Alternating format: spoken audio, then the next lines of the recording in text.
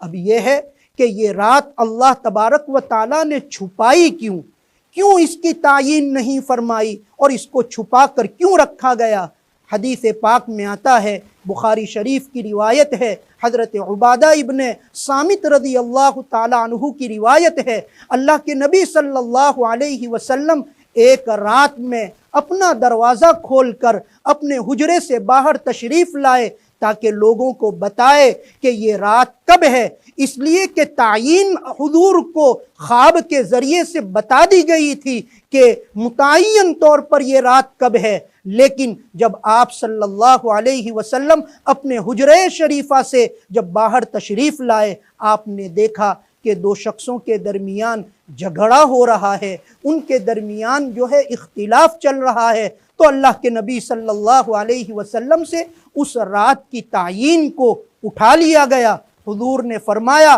باہر آ کر اس رات کی تعیین مجھ سے اٹھا لی گئی فلاں دو شخصوں کے جھگڑنے کی وجہ سے، اور یہی تمہارے لیے اب مناسب ہے، لہذا تم 25، 27 اور 29ویں شب میں اس رات کو تلاش کیا کرو۔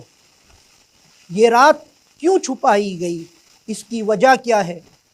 حضرت مولانا زکریا صاحب رحمۃ اللہ علیہ نے فضائل رمضان میں فرمایا کہ اگر یہ رات بتا دی جاتی اور متعین کر دی جاتی تو لوگ صرف اسی ایک رات میں عبادت کرتے اور انہیں اسی ایک رات کا ثواب ملتا۔ اللہ تبارک و تعالیٰ نے اس کو چھپایا تاکہ اس رات کے خیال میں کہ ممکن ہے آج وہ رات ہو یا ممکن ہے آج وہ رات ہو، اس طرح کے خیال سے وہ کئی راتوں کی عبادت کریں گے تو اس کی وجہ سے ان کو زیادہ راتوں کی عبادتوں کا ثواب ملے گا، اس لیے اللہ تبارک و تعالیٰ نے اس رات کو چھپا دیا۔